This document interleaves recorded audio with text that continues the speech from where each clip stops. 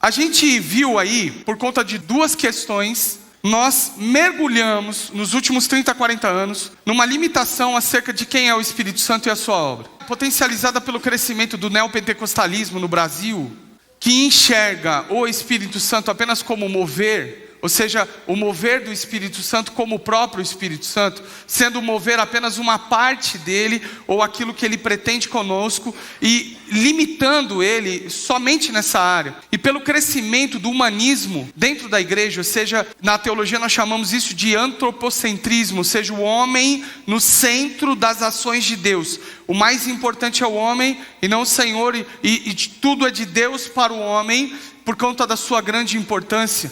A gente viu isso também da igreja se acender algo que nós chamamos de hipergraça. Eu não gosto nem de falar dessas coisas, mas a hipergraça fala que você pode fazer qualquer coisa porque Deus te ama, e você é a coisa mais amada por Deus, e por isso tudo é para ti. Essa ascensão desses pensamentos fora da palavra de Deus fez com que nós enxergássemos o Espírito Santo apenas como o mover dele, ou seja, o mover do Espírito Santo, os dons, falar em línguas, a parte mística que foi classificada como Espírito Santo de Deus. E nós estamos vendo aqui, ao longo desses dias, que em primeiro lugar, o Espírito Santo não é uma ação, um poder, um evento, uma força, mas ele é uma pessoa, o próprio Deus. Ele é o próprio Deus. E sendo o próprio Deus, ele tem um papel fundamental dentro dessa construção do cristianismo, que é o convencimento do homem do pecado, da justiça e do juízo, conformando o homem à imagem e semelhança de Deus.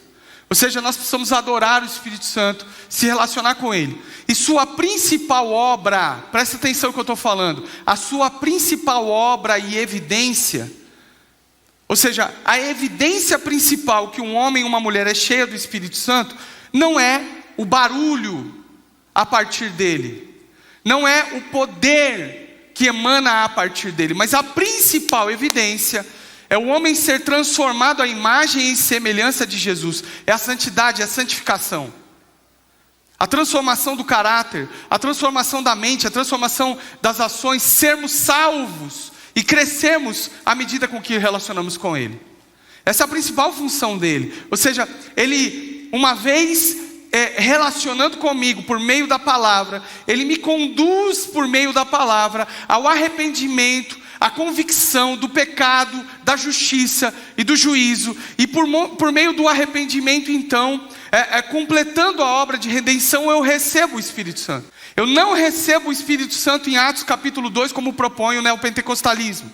Ou seja, nós não recebemos o Espírito Santo no dia em que se manifesta o seu poder. Não, eu recebo o Espírito Santo a partir do momento que eu ouço a mensagem, me converto a partir do convencimento que Ele me traz, do meu pecado, da minha justiça e do juízo, e aí então me aproximando de Deus, confessando Ele como o único e suficiente Salvador, então Ele habita em mim, eu sou templo do Espírito Santo. Em João capítulo 20, no versículo 19, nós vemos esse relato, quando Jesus morre e ressuscita, a redenção se completa quando Ele envia o Espírito Santo aos discípulos. Diz a palavra do Senhor: ao cair da tarde, daquele primeiro dia da semana, estando os discípulos reunidos a portas trancadas, por meio dos judeus, Jesus entrou, pôs-se no meio deles e diz: paz seja com vocês. Continua no versículo 20. Tendo dito isso, mostrou-lhe as mãos e o lado, e os discípulos alegraram-se quando viram o Senhor. Novamente Jesus disse: paz seja com vocês, assim como o Pai me enviou, eu os envio. Ou seja, Jesus veio como homem, viveu, venceu o pecado e a morte, ressuscitou, e agora Ele vai enviar a igreja. Mas antes de enviar a igreja, Ele envia o Espírito Santo. E no versículo 22 diz assim: paz seja com vocês novamente. E com esse Ele soprou: recebam o Espírito Santo. A partir daquele momento, a obra de redenção está completa. A conversão acontece.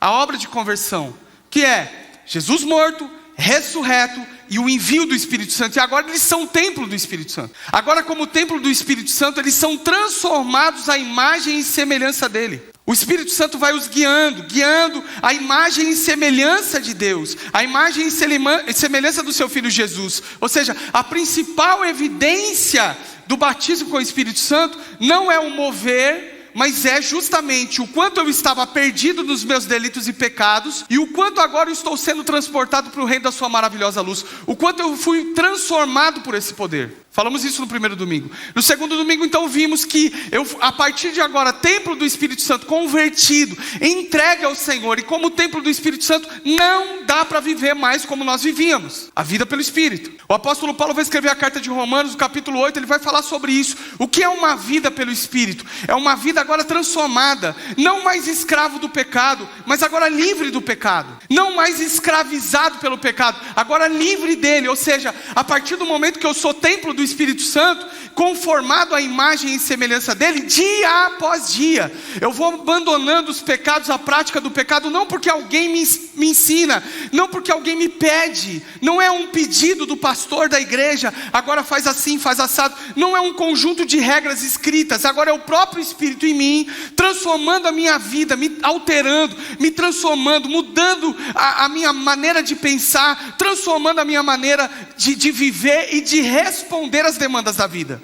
Essa transformação ocorre por meio da palavra, porque quando eu me converto, o meu espírito ele é transformado, ele nasce de novo, regenerado imediatamente, mas as minhas emoções, o meu intelecto, na teologia nós chamamos de psique, a alma do corpo, agora precisa ser regenerada, transformada, e ela acontece por meio do conhecimento da palavra. Quanto mais eu conheço a palavra de Deus, mais eu sou livre e liberto das práticas do passado, conhecendo a vontade de Deus, então caminhando em santificação. Santidade é o Espírito de Deus habitando em mim. Santificação, presta atenção nisso, santidade é o próprio Deus habitando em mim. A santidade habita em mim, e por meio da santidade habitando em mim, agora eu entro num processo chamado santificação. O que é santificação? É a ação de santificar-se. Como que eu me santifico?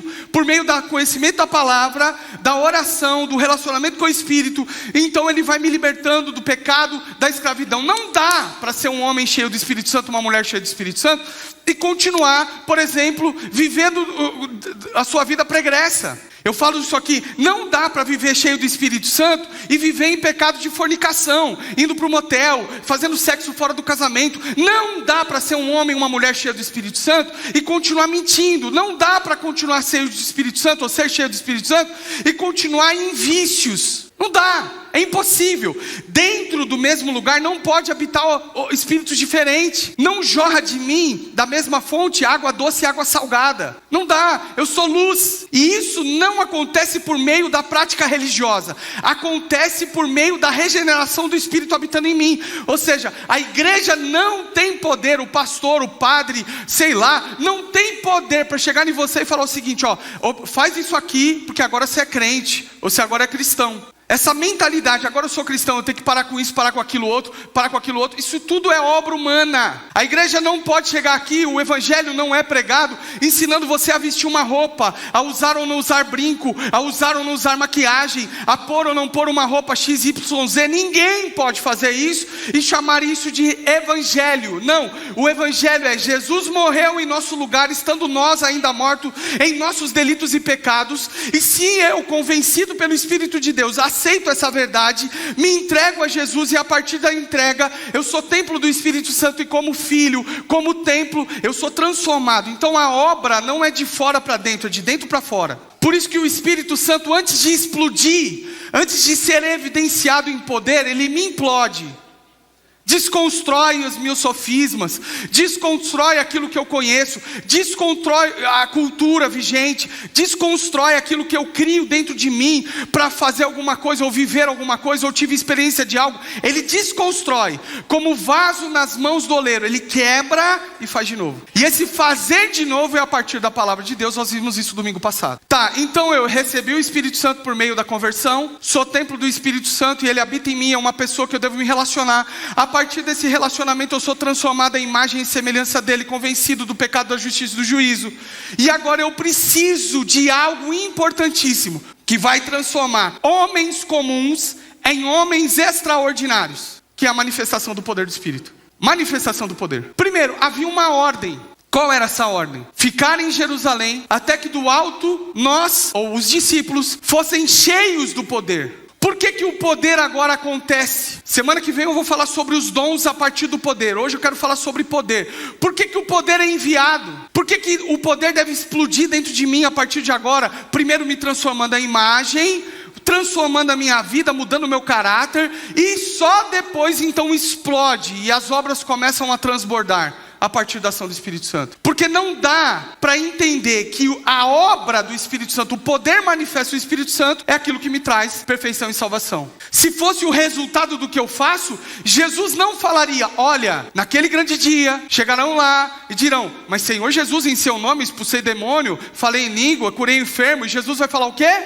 Apartai-vos de mim porque eu não te conheço. Porque não é o trabalho, não é a evidência externa que traz um resultado de salvação ou não salvação, mas é aquilo que aconteceu lá dentro, que só você sabe. Por isso que o apóstolo Paulo diz o seguinte: o Espírito de Deus revela ao meu espírito que somos filhos de Deus. A gente sabe. Olha para quem está do seu lado e fala assim: você sabe. Você sabe. Será que eu sou salvo? Se há uma dúvida assim, significa dizer que talvez há velhas práticas dominando o seu coração. Então esse poder é enviado para os discípulos para algumas condições e com um objetivo claro. E esse objetivo não é o Hemefly, não é o Joma, como a gente está vendo por aí. Quem está acompanhando o Joma aí? Alguém viu isso aí, Joma? É um profeta que faz live e pede pix. Então ele fica, é o nome dele. Então ele, antes eu preciso trazer uma revelação que Deus está me dando, mas para você receber a revelação, faça o pix na conta tal. Está acontecendo agora. Então antes de acontecer esse mover sobrenatural, e que é maravilhoso, e que deve existir, antes precisa de uma transformação de caráter. Qual o objetivo de receber poder? Não é a mística,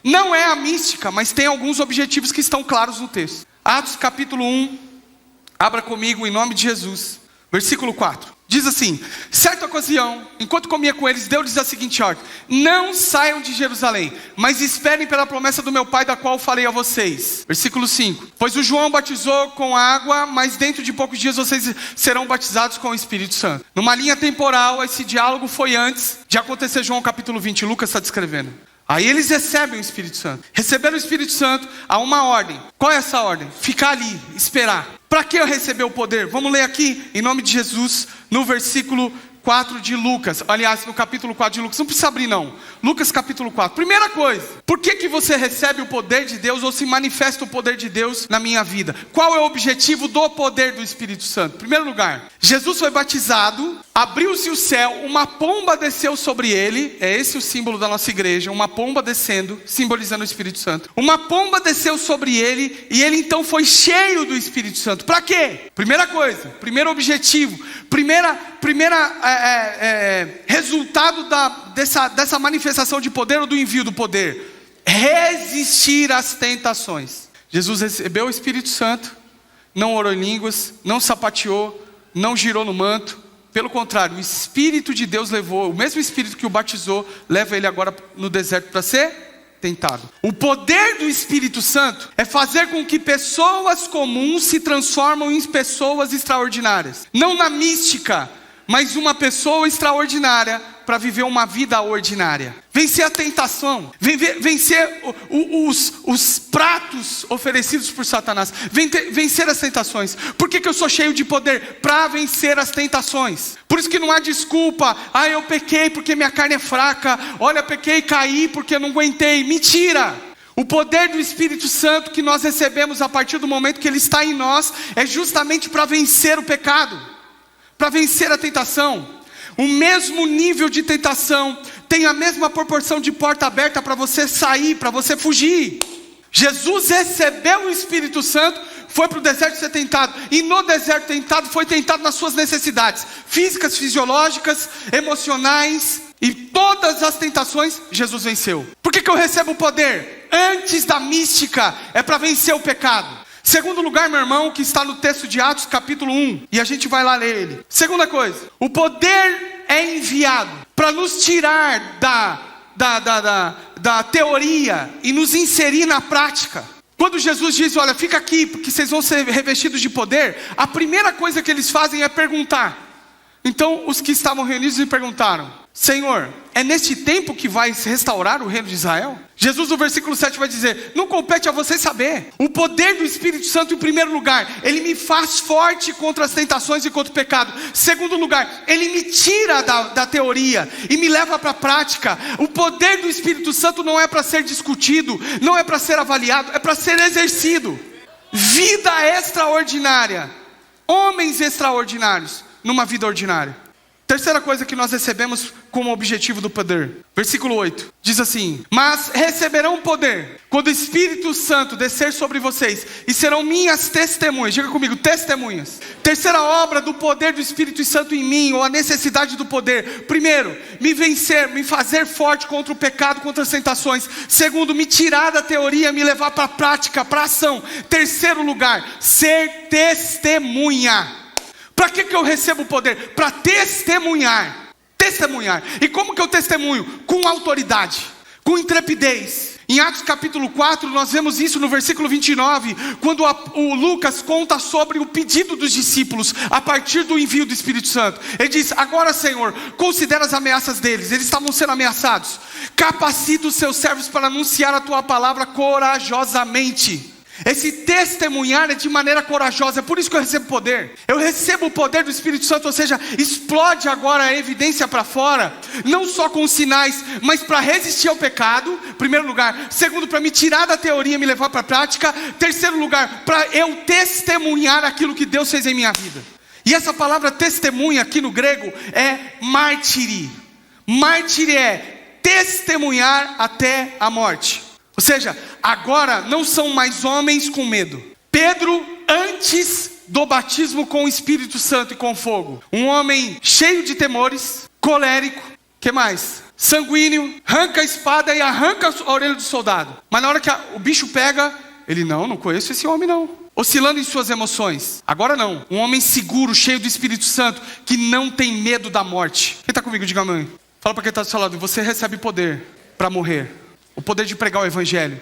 Quantas pessoas hoje estão pregando o Evangelho na janela 1040, que são a linha dos países mais perseguidos do mundo, que só pronunciar o nome de Jesus, você tem a sua cabeça arrancada. Homens e mulheres hoje estão pregando o Evangelho nessa linha. A gente aqui, meu irmão, tem tudo, pode fazer tudo, a hora que quiser. Esse tempo está acabando. Escuta o que eu estou te falando, está acabando esse tempo. Vai chegar um dia, nós estamos vendo a cultura sendo transformada de conta a gota. Eu prego isso há no mínimo 15 anos. A conta a gota a cultura está sendo transformada. A igreja vai ser classificada como uma igreja homofóbica, com discurso de ódio, com discurso separatista. Vão tentar silenciar a igreja. Só homens cheios do poder do Espírito Santo vão avançar. E quando eu falo homens, é homens e mulheres. Poder para morrer. Pedro agora vai ser testemunha até o final. Ele não teme mais, ele não tem mais medo. Ele também não age desesperadamente. Ele vai pregar até ser crucificado de cabeça para baixo. Poder do Espírito Santo. Sabe o que mais? Ainda no versículo 8.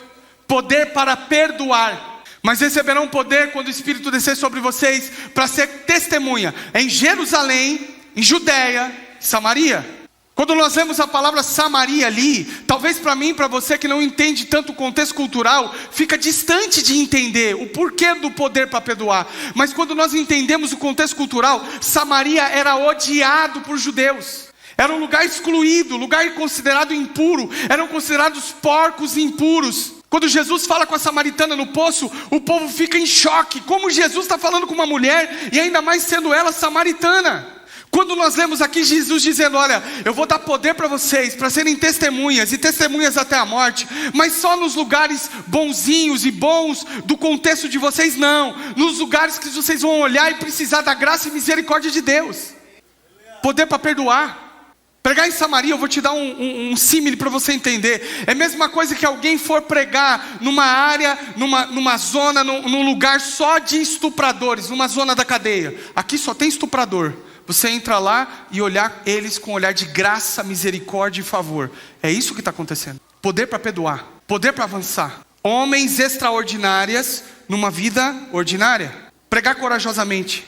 Ainda no versículo 8 diz: olha, vai descer poder sobre vocês, para ser testemunha, para pregar em todos os lugares. E ele continua no capítulo 2 e o versículo 1, quando acontece então o Pentecostes. 40 dias depois de Jesus soprar sobre eles o Espírito Santo, e eles serem transformados em todas as áreas, agora eles se levantam para testemunhar. Todos estavam reunidos em um só lugar. De repente veio do céu um som como um vento muito forte, e encheu toda a casa na qual estavam assentados. Por que eles estavam lá? Primeiro, obedecendo uma ordem de Jesus. Segundo, escondidos com medo. O poder do Espírito Santo lança fora o medo. Agora, esses homens comuns serão invadidos e impulsionados de maneira extraordinária. Pedro, um homem iletrado, um homem que não tinha conhecimento da letra, um homem que não era escolado, pelo contrário, um homem comum, pescador. Agora ele se levanta cheio do poder do Espírito Santo. Sabe o que ele faz? Testemunha. De que maneira? De maneira corajosa, no poder do Espírito. 3. E viram o que parecia línguas de fogo, que se separaram e pousaram sobre cada um deles. Entenda bem aqui que a gente está lendo. Eles viram algo sobrenatural acontecer na reunião deles ordinária. E a partir daquela visão sobrenatural, uma consequência aconteceu, um resultado aconteceu. Qual é esse resultado? No versículo 4. Todos ficaram cheios do Espírito Santo e começaram a falar em outras línguas, conforme o Espírito os capacitava. Esses homens levantam agora e não ficam orando em línguas para serem edificados pessoalmente. Eles se levantam em poder para um objetivo: testemunhar, pregar o Evangelho. E o que foi sobrenatural nisso? Que enquanto eles falavam, os povos que vieram para a festa de Pentecostes, porque a festa de Pentecostes era uma festa judaica, que vinha gente do mundo inteiro para ficar nos 50 dias de festa. Saíam de todos os lugares do mundo para voltar para Jerusalém para participar da festa de Pentecostes. Esse povo que veio de vários lugares do mundo, que falava várias línguas, enquanto os discípulos pregavam, eles escutavam nas suas próprias línguas. Manifestação do poder de Deus. Pregaram de maneira ousada. O resultado disso, sabe qual foi? 3.000 homens se converteram naquele dia. Para que a gente busca o poder de Deus? O poder de Deus é para transformar homens comuns, mulheres comuns, em homens e mulheres extraordinários. De que maneira? Para viver a mística, para viver como uma espécie de X-Men evangélico. Olha, eu tenho visão, olha, eu tenho isso, eu tenho aquilo. Tudo isso é válido e são dons que Deus me dá, mas com um objetivo: pregar o Evangelho em poder. Quando eu entendo isso, é muito mais importante o meu relacionamento com o Deus do poder e o Deus dos dons, do que o poder propriamente dito que Ele me dá. Em Coríntios, primeira carta de Coríntios, o apóstolo Paulo escreve a primeira carta de Coríntios para corrigir esse erro teológico. Porque o povo confundiu as coisas e passou o dom acima do Deus dos dons. Então o dom era muito importante, independente de como viviam. Se você ler a carta de Coríntios, você vai entender o contexto. Paulo está escrevendo para corrigir um erro. E qual é o erro? Eles estão cheios de dons, mas não tem vida, não tem caráter. Se você pegar o capítulo 3 e o capítulo 5 de 1 Coríntios, você vai ver lá que o apóstolo Paulo vai falar: vocês estão todos felizinhos, porque oram em línguas, porque profetizam, porque têm visões, porque tem tantas coisas, mas estão felizes enquanto um de vocês está tendo um relacionamento sexual com a sua madrastra. Que absurdo é esse? Como pode um homem cheio do Espírito Santo promover tamanho pecado? É isso que Paulo está corrigindo. Como que pode vocês ser cheios do Espírito Santo, cheios de dons, não ter falta de nada, como propõe o primeiro capítulo, e vocês estarem divididos? O poder do Espírito Santo é para transformar homens comuns em homens extraordinários, para viver vidas ordinárias. É no emprego onde você vai ser tentado, é num grupo de WhatsApp quando você receber pornografia, é lá na escola quando as pessoas falarem algo contra você, é na vida comum que nós somos tentados e o poder se manifesta ali.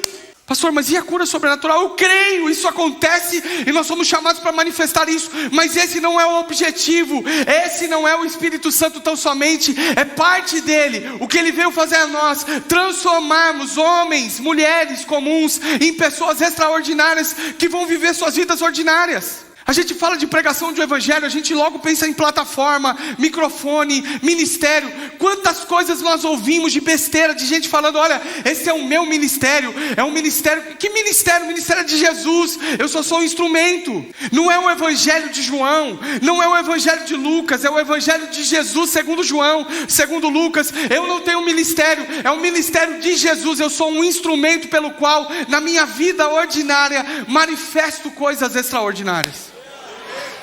Quer mais algo extraordinário de alguém que estava caminhando a passos largos para o inferno e de repente transformou a vida a ponto de ser olhado e falando, mas esse até ontem era assim. Por isso que o povo lá fora não entende.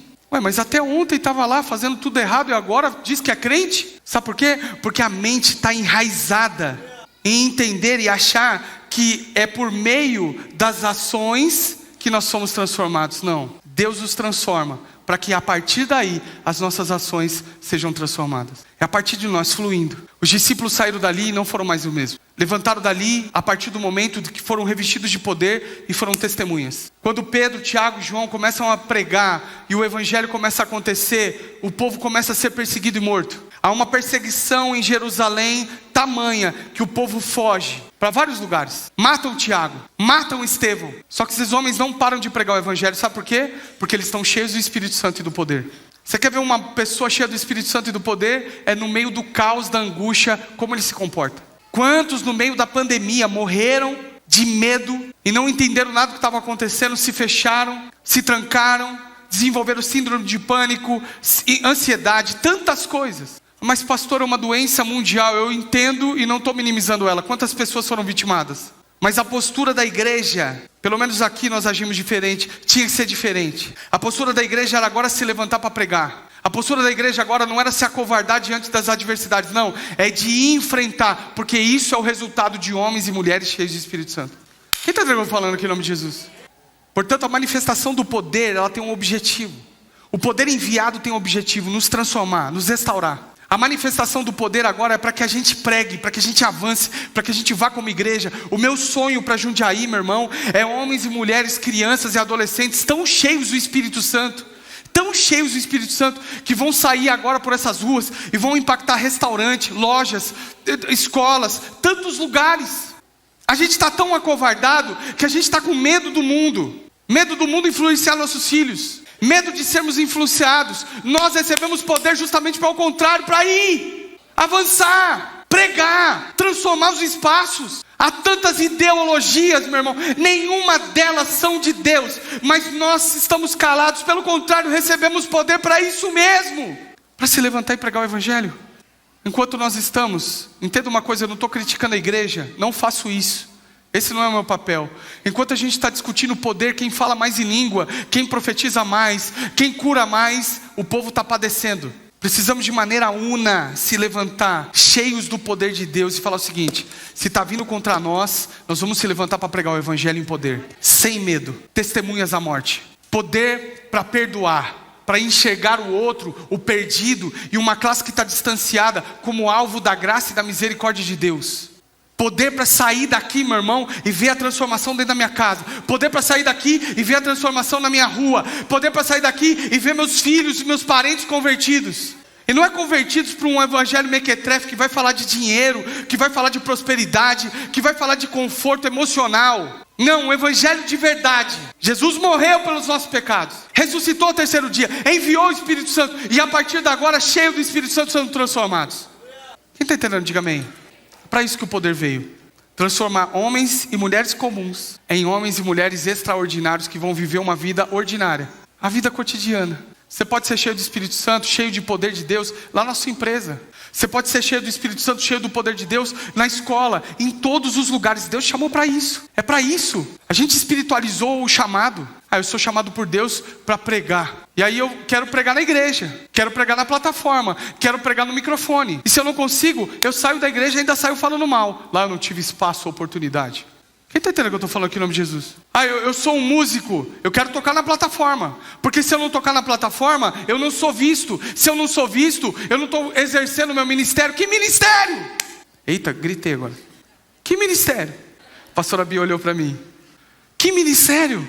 É o ministério de Jesus que flui a partir de nós. Seja numa plataforma, seja lá fora na calçada. Quem está entendendo, diga amém. Eu entrei num hospital, na UTI de um hospital, aqui em Jundiaí.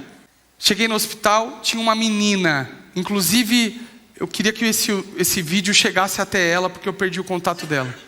Essa menina tinha 7 anos de idade, igual a minha filha mais velha. Cabelo enroladinho, moreninha.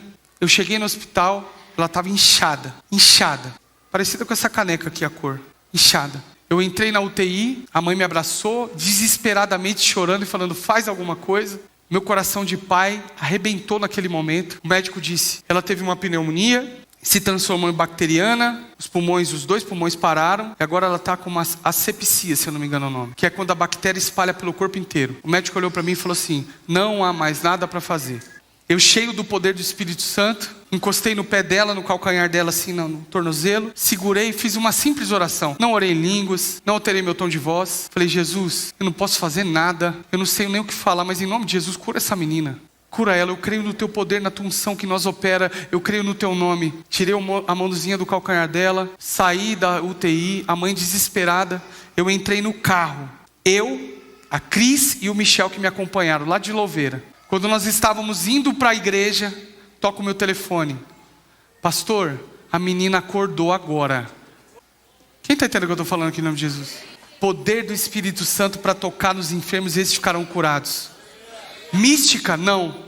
Homens comuns, vivendo vidas extraordinárias para uma vida ordinária.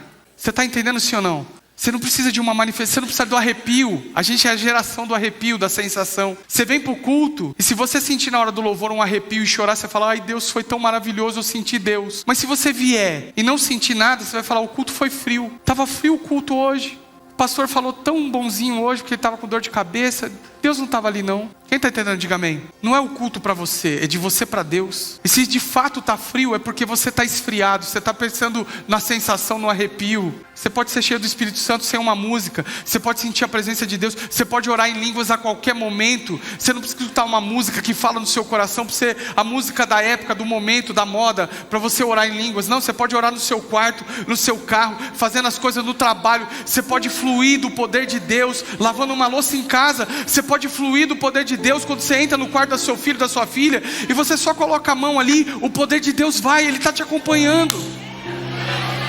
Quando você chega para o seu marido e fala, olha, Deus tem algo na sua vida. Quando você ora pelo seu marido, a gente recebe poder para ser assim, para orar pelo marido, para orar pela esposa, para orar para os filhos, poder para pregar o evangelho. Não é para ser chato e ensinar alguém a ser crente, não. As nossas escolas não são escolas teológicas para ensinar você a ser líder da igreja, não. São escolas para você receber mais de Deus, para você ser mais imagem e semelhança dele, para você ser forjado, para você ser transformado e fluir no Espírito Santo.